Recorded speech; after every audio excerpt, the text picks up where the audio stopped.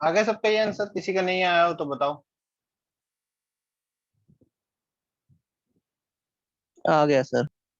सबका आ गया, ठीक है। ठीक है, आगे बढ़ते हैं। नहीं आया तो पूछ सकते हो, नहीं तो हम आगे बढ़ रहे हैं। ठीक है, चलो। सर एक बार हम्म। सर को बता दीजिए आया एक बार बता दूं क्या करना है इसमें। नहीं। Potential energy initial plus kinetic energy initial equals to potential energy final plus kinetic energy final. Initial zero, kinetic energy क्या आएगी initial, half m v square. Potential energy क्या आएगी, बोलो, के Q1 Q2। देखो, अब एक एक का तुम्हें पता चल गया ना कितना है, 47 E। और दूसरे का कितना हो गया, दूसरे का तो पता ही था, 2E डिवाइड बाय क्या हो गया, R। 2E कैसे? 2E कैसे, अल्फा पार्टिकल पे कितना चार्ज है। ओके सर समझ काइनेटिक एनर्जी जीरो आ गई यहाँ पे। ठीक है, बस आगे तो क्या ही करना है तुमने, निकाल दो। वी किसकी वैल्यू, आर की वैल्यू निकालनी है तो आर इधर जाएगा, यहाँ पे के। 47 × 2 कितना आ जाएगा, फिर इंटू टू करोगे तो पूरा आ जाएगा 188। ठीक है, ये भी इधर 2 जाएगा ना, तो क्या आ जाएगा, 188 आ जाएगा। आर अपॉन नीचे यहाँ पे एम अल्फा ले लो, एम अल्फा वी स्क्र इंटू यहाँ पे क्या आ जाएगा, ई स्क्र आ जाएगा। बस आंसर आ गया। समझे, अब कोई डाउट किसी को।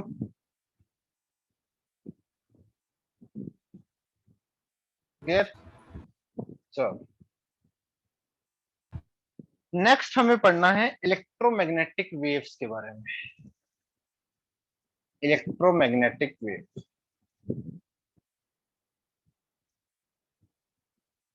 Electromagnetic wave. तो according to Maxwell wave theory, Maxwell according to Maxwell wave theory of light,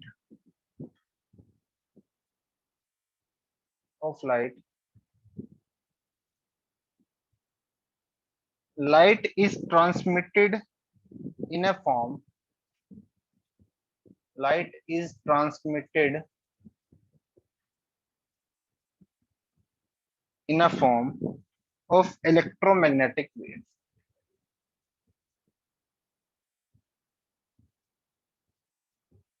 देखो, मैक्सवेल ने एक थियरी दी थी, मैक्सवेल ने एक वेव थियरी दी थी लाइट की। उसमें उसने क्या बोला था कि जो लाइट है वो किस फॉर्म में ट्रांसमिट करती है, इलेक्ट्रोमैग्नेटिक वेव की फॉर्म में ट्रांसमिट करती है। किस फॉर्म में ट्रांसमिट करती है, इलेक्ट्रोमैग्नेटिक वेव की फॉर्म में।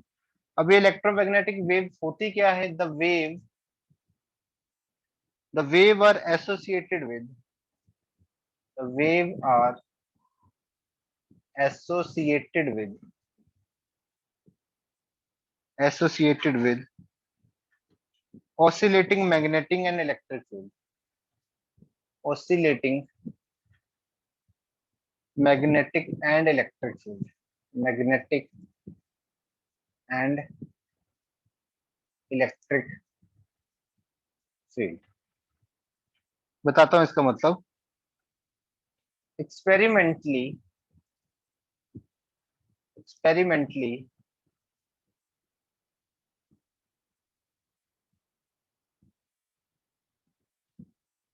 एक सेकंड रुकना जस्ट।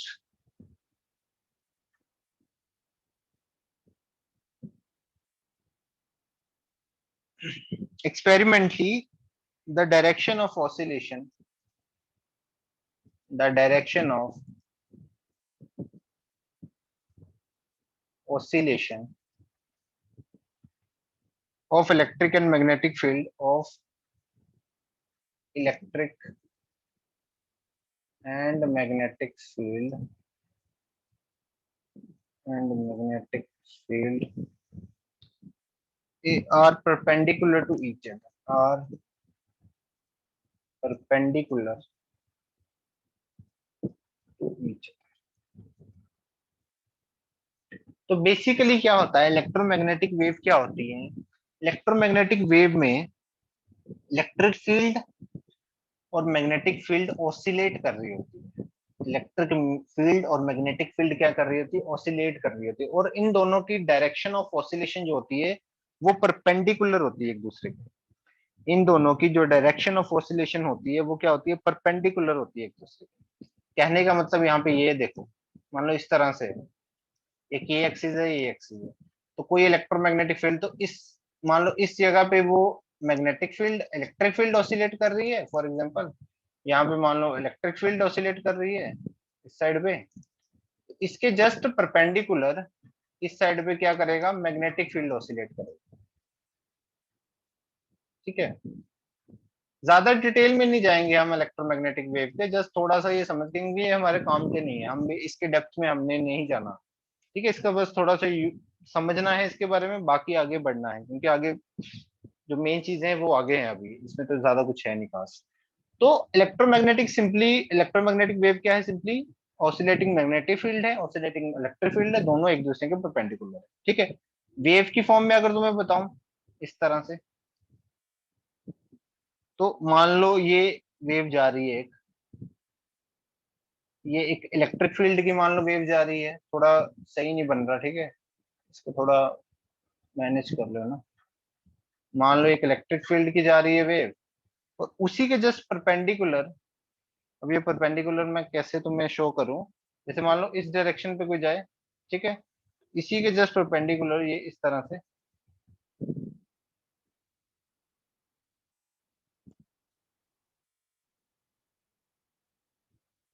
सेकंड,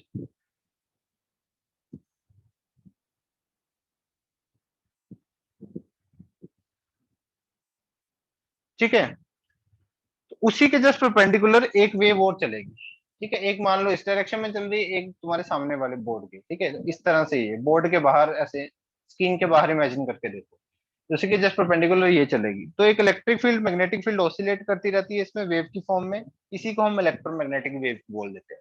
उसने यही बोला था मैक्सवेल ने अपनी थ्योरी में कि जो लाइट है वो इलेक्ट्रोमैग्नेटिक वेव की फॉर्म में ट्रांसमिट करती है। ठीक है, वेव की फॉर्म में वो ट्रांसमिट करती है। ठीक है, तो इसमें ज्यादा कुछ और डिटेल में नहीं पढ़ना, यही मेन चीज है। ठीक है, आगे इसमें जो छोटी छोटी चीजें हैं वो हमें पढ़नी है वेव के बारे में। देखो, ये तुमने शायद छोटी क्लासेस में पढ़ी होगी, वेव लेंथ, क्रेस्ट, ट्रफ, पता है ये सब चीजें, याद है? Yes sir. Yes sir. हाँ, वेवलेंथ। तो मान लो, हाँ इस तरह से है, यस सर। मान लो इस तरह से वेव है, तो ये क्या होता है पता है? ये डिस्टेंस क्या होता था? इस डिस्टेंस को क्या बोलते थे? एनीबॉडी?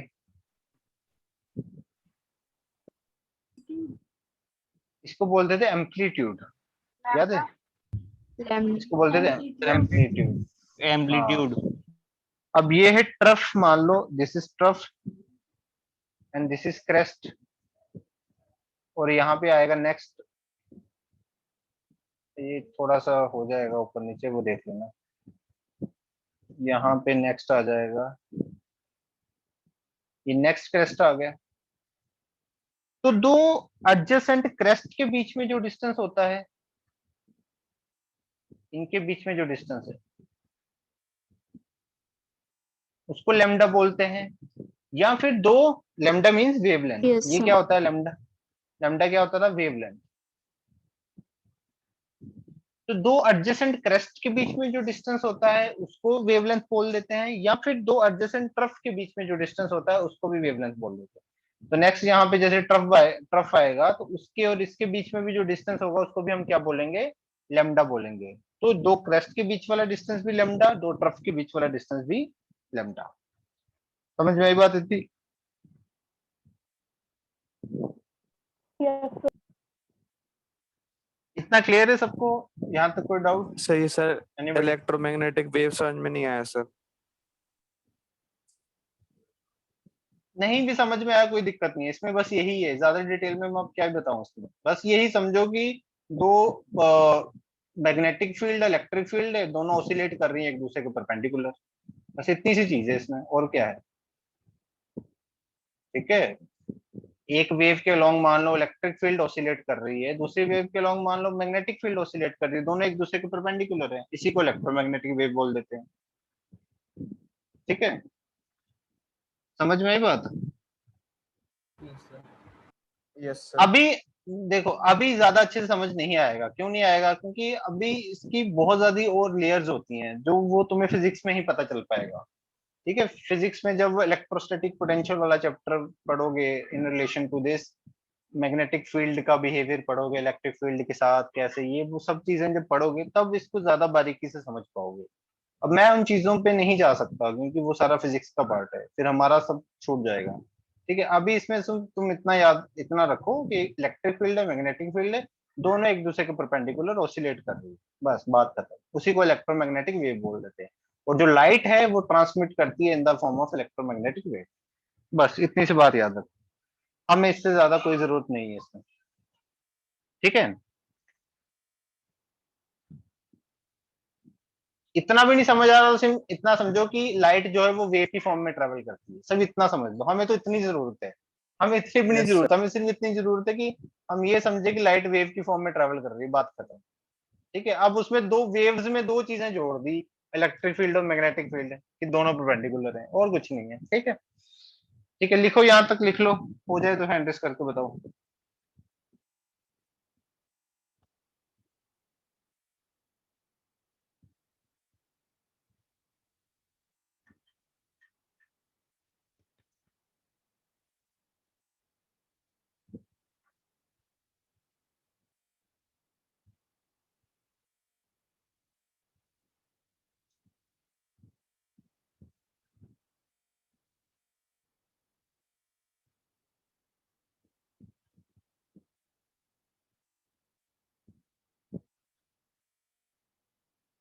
नहीं हुआ बाकियों का भी। सर अभी सर लास्ट डायग्राम रह रहा है। ठीक है, ठीक, करो करो।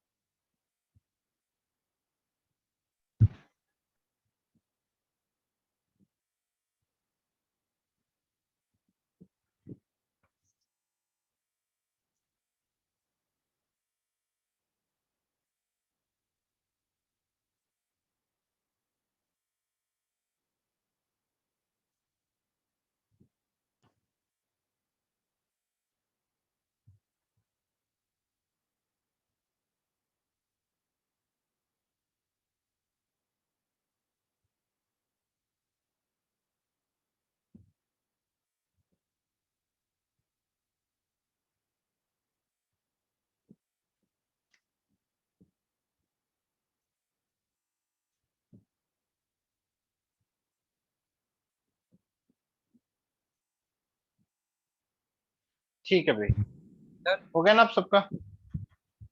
हाँ, सर हमको कैसे पता चला कि सर वो फॉर्म में ट्रेवल करती है लाइट। क्या क्या हमें। सर हमें कैसे पता चला कि वो लाइट वेव फॉर्म में ट्रेवल करती है, सर ऐसा दिखता तो है नहीं सर। ये सवाल किसने पूछा, मेरे को बंदा नाम जरूर जानना है इसका, किसने पूछा है। सर आदित्य। किसने, आदित्य ने। आदित्य। Yes sir. अच्छा, आदित्य ने पूछा है। आदित्य, बड़ा अच्छा क्वेश्चन है कि दिखती नहीं है पर कैसे पता चलता होगा। अभी तक जिंदगी में इलेक्ट्रॉन्स देखे हैं आदित्य, इलेक्ट्रॉन्स प्रोटॉन्स कभी देखे हैं। नहीं सर, हम्म? इलेक्ट्रॉन्स प्रोटॉन कितना ज्यादा वो तो माइक्रोस्कोप के लिए पता चल जाता होगा। हाँ, तो इसके लिए भी इंस्ट्रूमेंट्स होते होंगे ना हमारे पास। साइंटिस्टों ने अलग अलग गैलेक्सी तक देख डाली हैं, ऐसे ऐसे इंस्ट्रूमेंट पड़े हैं हमारे पास, अलग अलग गैलेक्सीज तक देख डाली हैं। क्या बात कर रहे हो यार, इंस्ट्रूमेंट हमारे पास कमी है क्या साइंटिस्टों के पास। ठीक है, ऐसी कितनी करोड़ों चीजें हैं जो हमें आंख से नहीं दिखती बट हम दूसरी चीजों से देख सकते हैं ना। तो ऐसे बहुत सारे फंडे हैं, अब उन फंडों के बारे में नहीं मैं बता सकता कि उन्होंने कैसे डिस्कवर किया होगा, वो तो हिस्ट्री का लेक्चर हो जाएगा ना कि कैसे उन्होंने डिस्कवर किया है। हाँ वो जानने में इच्छा है तो बुक्स पढ़ो उनकी, उनकी बायोग्राफीज पढ़ो या उनकी कुछ बुक्स पढ़ो साइंटिफिक, ठीक है। बट वो सब चीजें तब हायर क्लासेस में होती हैं, जब पीएचडी वगैरह करते हैं कि हाँ भाई ये चीजें हुई कैसे, फिर तुम भी कल को रिसर्च करोगे, जब जब तुम भी कल को रिसर्च करोगे तो ये उन सब चीजों का यूज करोगे, तो पता चलेगा कि हाँ हाँ ये चीजें कैसे होती हैं। बट अभी हम नहीं जान सकते, अभी हम जो बस उन्होंने किया है उसी पे फोकस रखो भी, ठीक है। चलो ओके सर। माइक ऑफ करते, बहुत डिस्टर्बेंस है। ठीक है आगे बढ़ते हैं। तो डेफिनेशन लिख लेते हैं एक बार सबकी। One is wavelength,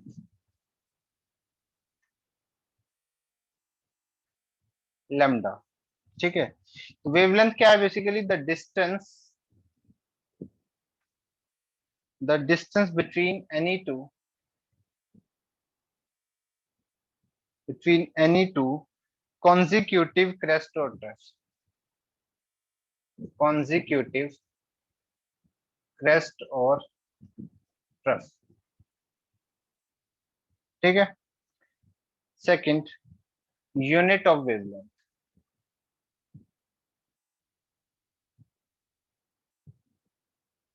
unit of wavelength, wavelength की यूनिट क्या होंगे बताओ, मीटर होंगे, सेंटीमीटर बोल दो, नैनोमीटर, एंगस्ट्रॉम, पिकोमीटर, सबका पता है ना, ये नैनोमीटर का बताया था मैंने, 10⁻⁹। ज्यादातर हम इसी यूनिट में मेजर करेंगे क्यों, वेवलेंथ की वैल्यू बहुत छोटी होती है, ठीक है, 10⁻⁻10 मीटर, 10⁻12 मीटर। तो ज्यादातर इन तीनों यूनिट्स का यूज होगा रेदर देन ये दोनों यूनिट, ठीक है। देन फ्रीक्वेंसी, एक शब्द होता है फ्रीक्वेंसी, पता है फ्रीक्वेंसी क्या होती है? फ्रीक्वेंसी को हम डिनोट करते हैं इस साइन के साथ, न्यू बोलते हैं इसको, ठीक है।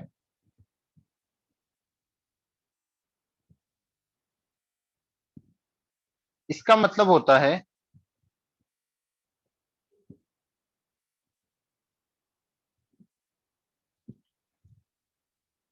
हाँ भाई, फ्रीक्वेंसी का मतलब होता है the number of wave passing through, the number of waves passing through, passing through a point in 1 second, passing through a point in 1 second, उसको हम बोलते हैं फ्रीक्वेंसी, ठीक है, उसको हम क्या बोलते हैं, फ्रीक्वेंसी। कितनी अब देखो एक वेव क्या होती है, मैं वो बता देता हूँ। मान लो ये वेव है मेरे पास इस तरह से, ये ट्रेवल कर रही है इस तरह से, तो एक वेव, ये कंप्लीट वेव है, यहां से स्टार्ट हुई यहां पे खत्म, ये कंप्लीट वेव है, इसको बोलते हैं complete wave, this is a complete wave, ठीक है। या फिर इसको यहां से लेके यहां तक भी बोल सकता हूँ, बात तो वही है। या फिर इसको यहां से लेके यहां तक, ये भी एक कंप्लीट वेव है। तो एक पर्टिकुलर पॉइंट से, फॉर एग्जांपल इस पॉइंट से कितनी वेव पास कर जाए एक सेकंड में, एक पॉइंट से कितनी वेव पास कर जाए एक सेकंड से, उसको हम बोलते हैं फ्रीक्वेंसी, कि कितनी ज्यादा फ्रीक्वेंसी है। तो देखो मान लो इस तरह की वेव है, इस तरह की वेव है, तो मान लो मतलब ये बहुत कम फ्रीक्वेंसी है, क्योंकि देखो वेवलेंथ बहुत ज्यादा होगी ना, तो फ्रीक्वेंसी ऑटोमेटिकली कम हो जाएगी, क्योंकि एक सेकंड से फिर कम नंबर ऑफ वेव्स पास करेंगे। बट मान लो कुछ इस तरह की वेव है, या फिर इस तरह से मानो, इस तरह देखोगे तो एक वेवलेंथ बहुत ही कम डिस्टेंस है, एक सेकंड से कितनी ज्यादा वेव्स पास कर जाएंगे। तो फ्रीक्वेंसी सिंपली क्या है, एक पॉइंट में, एक पॉइंट में देखो तो कितनी वेव्स पास कर जाएं इन 1 सेकंड, दैट इज फ्रीक्वेंसी, ठीक है। वेव ऐसे ट्रेवल करती है ना, इस तरह से, इस तरह से, इस तरह से, इस तरह से, इस तरह से, तो एक साइड में कितनी वेव निकलेगी एक पॉइंट से, दैट इज अ फ्रीक्वेंसी। समझ गए बात, फ्रीक्वेंसी का मतलब।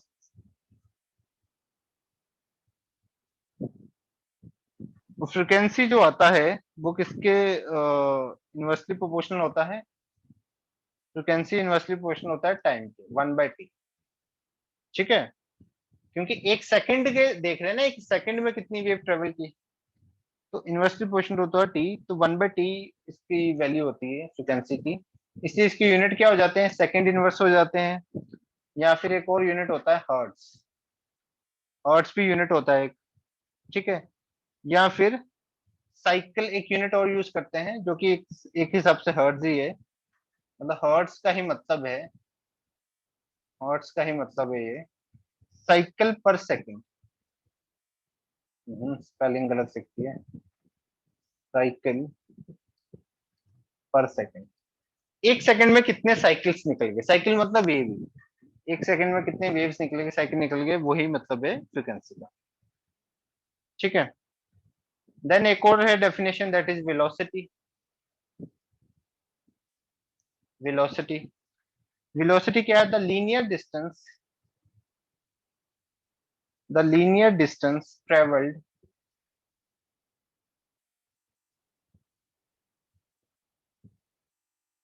traveled by the wave in 1 second, traveled by the wave in 1 second। Wave ने कितना लीनियर डिस्टेंस कवर किया एक सेकंड में, वो बेसिकली क्या हो जाएगी, वेलोसिटी हो जाएगी। ठीक है, एक सेकंड में उसने कितना लीनियर डिस्टेंस ट्रेवल किया, लीनियर डिस्टेंस मतलब ये इस तरह से कितना डिस्टेंस ट्रेवल कर लिया उसने, एक linear distance travel by the wave in 1 second, वो बेसिकली क्या हो जाएगा, वेलोसिटी। वेलोसिटी वैसे भी क्या होता है, डिस्टेंस अपॉन टाइम ही होता है ना, ऊपर बेसिकली क्या आ जाएगा, लेमडा, नीचे आ जाएगा टी। ठीक है, एक सेकंड में कितना, तो बेसिकली वही डिस्टेंस अपॉन टाइम, टाइम आ जाएगा ना, पर सेकंड हम देखेंगे, वही क्या आ जाएगी, वेलोसिटी आ जाएगी। ये बेसिकली वेवलेंथ एक तरीके से डिस्टेंस ही है, ये टाइम होगा कि एक सेकंड के हिसाब से देखें कितना डिस्टेंस उसने ट्रेवल कर लिया। ठीक है, और इसको अगर मैं इस तरह से लिखूं, 1/t किसके इक्वल होता है, फ्रीक्वेंसी के इक्वल होता है, तो इस 1/t की जगह मैं न्यू रख सकता हूँ, 1/t की जगह मैं क्या रख Yes. सकता हूँ, न्यू रख सकता हूँ। ठीक है, और यहां से अगर मैं लेमडा की वैल्यू देखूं तो किसके इक्वल आ जाती है, v अपॉन म्यू। ठीक है, v अपॉन म्यू। तो अगर लेमडा की वैल्यू निकालनी हो तो क्या कर सकता हूँ, वी ऊपर, मतलब तुम ये रिलेशन याद रखना, ये बहुत इंपॉर्टेंट रिलेशन है, v equals to lambda into nu, ये बहुत काम आएगा मेरे relation, v equals to lambda into nu, इस रिलेशन को याद रखना। ठीक है, अब यहाँ पे एक पॉइंट डिफाइन करना है हमें, that is velocity of all electromagnetic wave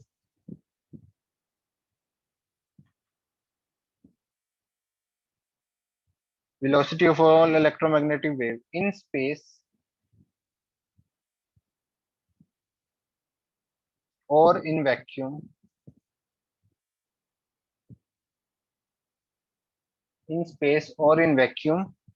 same and equal to is same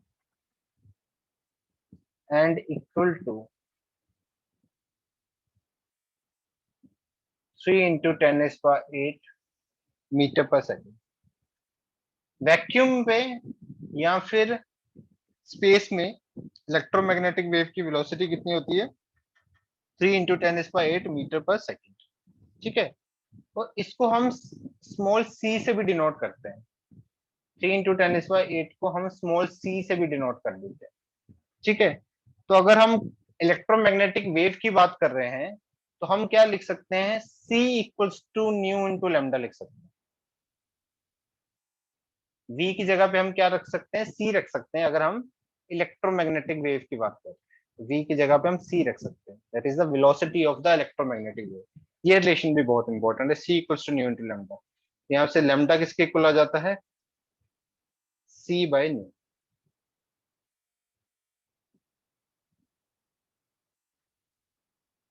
c की वैल्यू कितनी है, 3 into 10 is power 8 metre per second. ठीक है, क्लियर है यहाँ तक, कोई डाउट किसी को?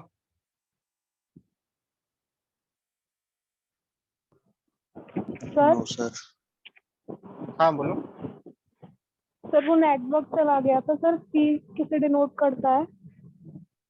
c डिनोट करता है 3 into 10 is by 8 मीटर पर सेकंड, जो स्पीड होती है, that is the velocity of electromagnetic wave, जिसको तुम वेलोसिटी ऑफ लाइट भी बोलते हैं, उसको हम स्मॉल c के साथ भी डिनोट कर देते हैं। ठीक है, स्मॉल c। तो इसलिए हम Okay. अगर मैं इलेक्ट्रोमैग्नेटिक वेव की बात कर रहा हूँ तो मैं v को स्मॉल c भी लिख सकता हूँ, तो v की जगह मैं स्मॉल c पुट कर देता हूँ, तो इस तरह से बस बात बन जाती है। ठीक है,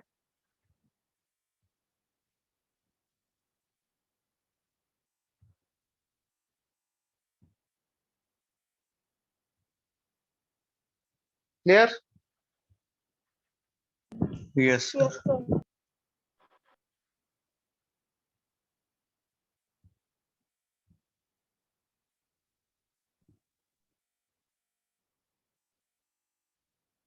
लिखो यहाँ तक हो जाए तो हैंड रेस करके बताओ।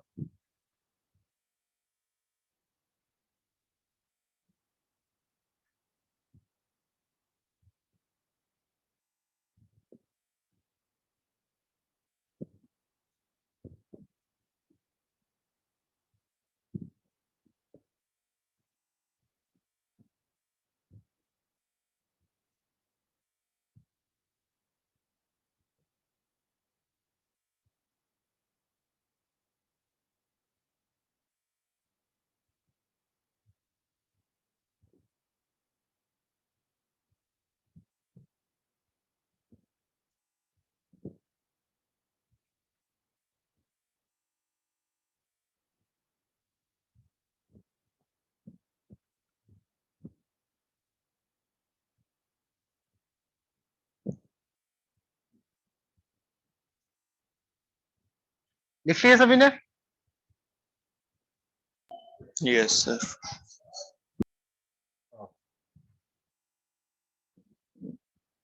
अच्छा, ये जो रिलेशन आया है that is mu equals to 1/t, ये कैसे आया होगा? अगर इसमें किसी को कंफ्यूजन है तो बता देता हूँ एक बार। देखो ये जो टाइम है ना दैट इज टी, वो टाइम बेसिकली क्या है, सॉरी, ये टाइम बेसिकली क्या है कि एक, हाँ, ये टाइम है बेसिकली एक वेव को कितना टाइम लगा, एक वेव को कितना टाइम लगा वो टाइम है ये पास होने में। एक पॉइंट से पास होने में कितना टाइम लगा एक वेव को, एक वेव को कितना टाइम लगा दैट इज टाइम टी। तो एक वेव को अगर टी टाइम लगा तो एक सेकंड में, मतलब टी टाइम में एक वेव निकल गई, टी टाइम में एक वेव निकल गई, तो एक सेकंड में ऑब्वियसली मैं क्या करूंगा, 1/t ही तो करूंगा। इतने टाइम में एक वेव निकल गई तो एक सेकंड में कितने निकलेगी, 1/t। ठीक है, तो यही तो डेफिनेशन थी उसकी फ्रीक्वेंसी की कि एक सेकंड में कितनी वेव्स निकल जाएं, तो किसके इक्वल आ गया, 1/t। ठीक है, तो कोई डाउट नहीं रहना चाहिए किसी भी चीज में। सर एक और डाउट है। नेक्स्ट, हाँ बोलो। सर मिलीकंस ऑयल ड्रॉप एक्सपेरिमेंट क्या होता है? यार वो छोड़ दो, उसको मत करो, मतलब काम का नहीं है। मैं पहले सोच रहा था कि पढ़ा दूं, बट अब छोड़ो, सर उसको उसका कोई काम का क्वेश्चन नहीं था है। अभी शीट में। हाँ क्वेश्चन कोई? यस सर, इसका यस सर। क्वेश्चन था एक। अच्छा, क्वेश्चन था एक। चलो फिर देखते हैं, नेक्स्ट क्लास में करवा दूंगा फिर एक बार। वैसे तो चलो छोड़ो, कोई नहीं। क्वेश्चन था एक तो चलो कोई नहीं, देख लेंगे। वैसे जेई मेंस में आने वाला नहीं है उसका क्वेश्चन। ठीक है, वो भी मैं डिस्कवरीज भी नहीं बताने वाला था, पर चलो मैंने सोचा बता देता हूँ, टाइम ज्यादा लग जाएगा क्योंकि ऐसे ये चैप्टर बहुत बड़ा हो जाएगा, हमें तो पता है कितना टाइम लग जाएगा इस चैप्टर में। चलो देखेंगे, मैं शॉर्ट में थोड़ा सा बता दूंगा, लिखाऊंगा नहीं। ठीक है। अच्छा, एक बार इसको कंप्लीट कर लें अब। वेव नंबर, वेव नंबर के बारे में पता है सब किसी को?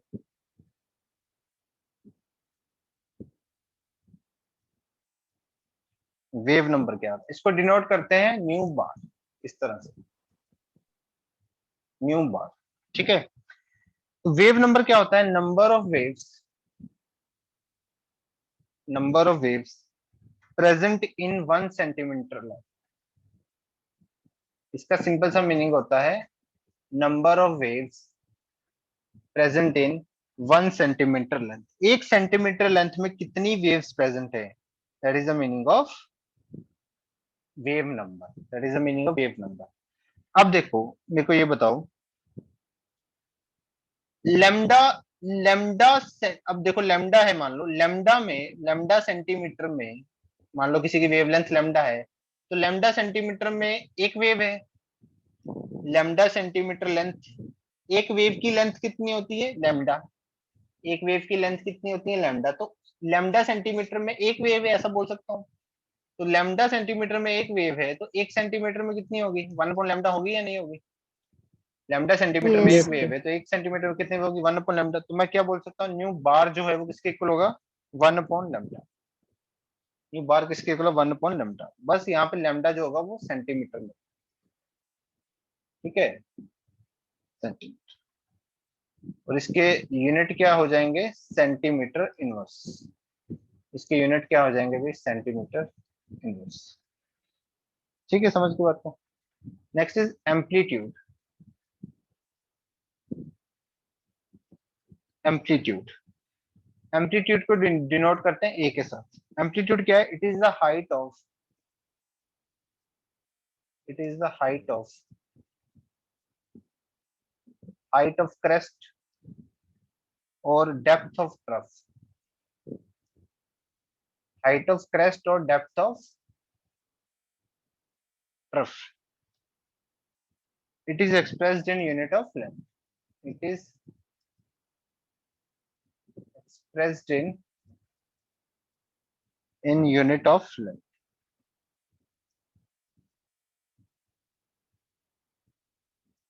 हाइट ऑफ क्रेस्ट और डेप्थ ऑफ ट्रफ, जैसे हमने लिखा ही था इस तरह से। तो बेसिकली ये वाली हाइट लगा लो, ये वाली हाइट लगा लो, या फिर ये वाली डेप्थ लगा लो, सेम ही चीज है। इसी को हम क्या बोल देते हैं, एम्पलीट्यूड। इसी को हम क्या बोल देते हैं, एम्पलीट्यूड। मतलब ये जितने भी पॉइंट मैंने डिस्कस किए हैं, इसमें सबसे इंपॉर्टेंट पॉइंट तुम्हें क्या याद रखना है, c equals to nu into lambda. ये सबसे इंपॉर्टेंट पॉइंट है जितने भी हमने पॉइंट्स डिस्कस किए हैं। और एक वेव नंबर भी याद कर लेना, 1/λ के इक्वल होता है। ठीक है, बस ये कुछ इंपॉर्टेंट पॉइंट्स है इलेक्ट्रोमैग्नेटिक वेव्स के बारे में। ठीक है, एक क्वेश्चन करेंगे इसके रिलेटेड। एक क्वेश्चन है, मान लो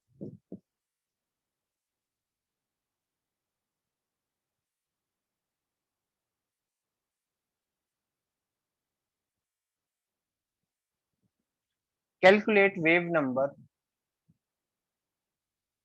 calculate wave number and frequency, calculate wave number and frequency of yellow radiation, of yellow radiation having wavelength,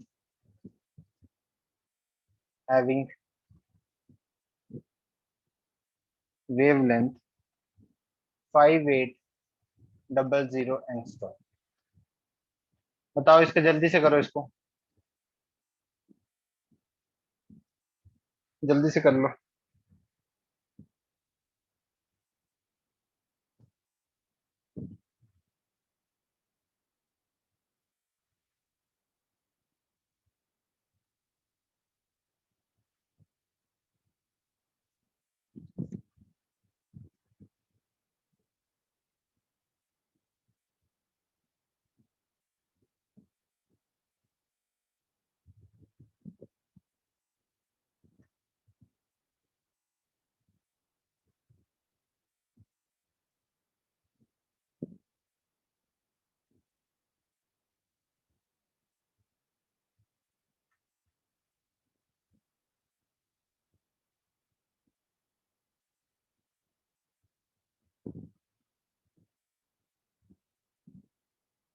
sir 0.00017। 0.00017, ये क्या निकाला तुमने? Sir wave number. वैसे निकालो, 10⁴ इस तरह से, इस फॉर्म में निकाला करो। ठीक है, सर 1.724 इंटू 10⁴। हाँ सही है, बिल्कुल सही है। सर फ्रीक्वेंसी आ रही है 5.17 इंटू 10⁻14 सेकेंड। बिल्कुल सही है, वेरी गुड। तो सिंपली वेव नंबर निकालने के लिए क्या करना था, 1/λ। बट यहाँ पे ध्यान क्या रखना था कि लैम्डा को पुट करना था। अब देखो 5800 एंगस्ट्रॉम में, इसका मतलब क्या हो जाएगा, 5800 इंटू 10⁻10 मीटर। और इसको सेंटीमीटर में चेंज करना है तो क्या हो जाएगा, 5800 इंटू 10⁻8 सेंटीमीटर। तो वेव नंबर में हमने नीचे लैम्डा सेंटीमीटर में पुट करना होता है ना, तो यहाँ पे बेसिकली क्या हो जाएगा, 1.5800 इंटू 10⁻8। ठीक है, इसको सॉल्व कर लोगे तो तुम्हारा आंसर आ जाएगा 1.724 इंटू 10⁴ सेंटीमीटर इनवर्स। ठीक है, ये तो आ गया वेव नंबर। फिर हमें क्या निकालनी थी, फ्रीक्वेंसी निकालनी थी। फ्रीक्वेंसी किसके इक्वल होती है भाई, सी अपॉन लेमडा। अभी मैंने बताया था c equals to nu into lambda, ये किसकी इक्वल हो जाएगी, सी अपॉन लेमडा। सी की वैल्यू 3 इंटू 10⁸, लेमडा की वैल्यू 50 सॉरी 5866। 50, हाँ उसमें पुट कर दो, क्या बोलते हैं, एंगस्ट्रॉम में, ओ सॉरी एंगस्ट्रॉम कह रहा हूं, मीटर में, मीटर में पुट कर दो तो वही आ जाएगा 5800 इंटू 10⁻⁻10। तो यहाँ पे जो न्यू आ जाएगा वो बेसिकली क्या आ जाएगा, 5 पॉइंट, यहाँ पे मीटर पे पुट करना, यहाँ पे सेंटीमीटर में मत करना। क्यों मीटर में, क्योंकि ऊपर मीटर पर सेकंड है ना, तो मीटर मीटर कैंसिल हो जाएगा ना, तो वो सेकंड इनवर्स में आ जाएगा अपने आप ही। ठीक है, तो 5800 मीटर में रखोगे तो ये आंसर आ जाएगा 5.174 इंटू 10⁻14। तो चाहे सेकंड इनवर्स बोल दो चाहे हर्ट्स बोल लो, बात सेम ही। ठीक है, हर्ट्स का मतलब भी सेकंड इनवर्स ही। ठीक है, हर्ट्स बोल लो सेकंड इनवर्स बोल लो, बात सेम। ये क्या हो गया,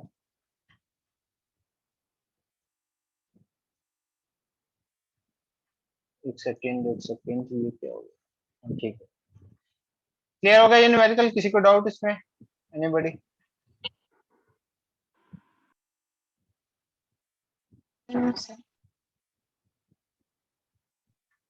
ठीक है, तो आज यहीं तक रखते हैं लेक्चर। होमवर्क क्या करना कि, अच्छा एक चीज मैं तुम्हें और बतानी थी। देखो, जो मेंस के बच्चे हैं ना, जो सिर्फ मेंस के बच्चे हैं वो तो सिर्फ मेंस की शीट करेंगे जो उनको मिली हुई है। ठीक है, वो मेंस की शीट करेंगे सिर्फ।